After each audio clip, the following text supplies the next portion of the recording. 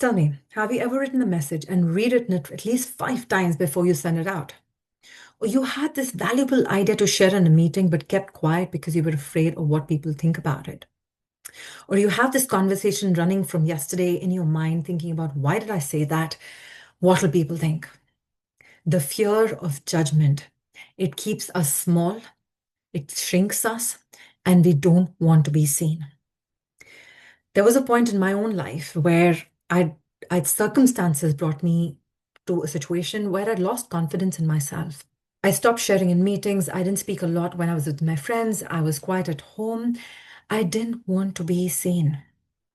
So much so that it stalled my picking up my dream for almost 6 years.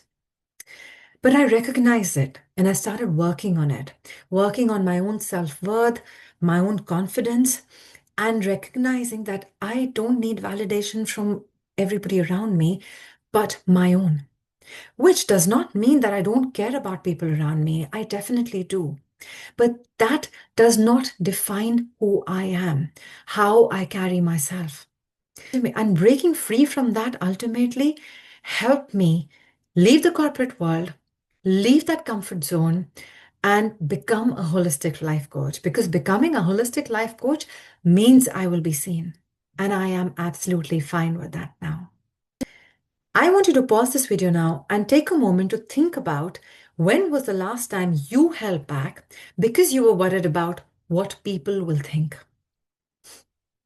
Have you ever thought, why do we have this fear of judgment? Why do we care so much? Because we all have a need to belong, and it comes from historic times. The brain treats judgment as a threat, even if it's just an opinion from someone. We will not do anything that risks our rejection. It might give us a false sense of belonging somewhere, but do you really belong? Or is it this version of you, which is not even you, that belongs somewhere? And the problem is, this fear just doesn't live in our mind. It starts appearing in our everyday behavior. We start to overthink, we become people pleasers, we hold back, we aim for perfection. How much is all of that helping you? And you know what? There was a study done. Have you heard of the spotlight effect?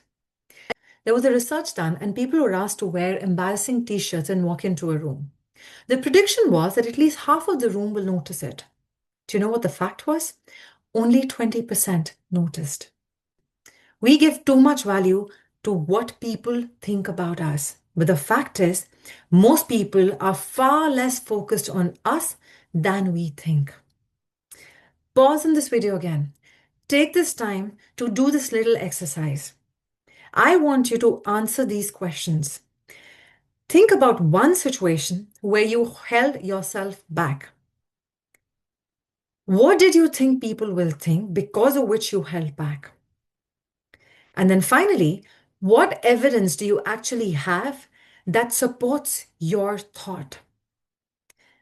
The thought that people will think or view you in a certain way.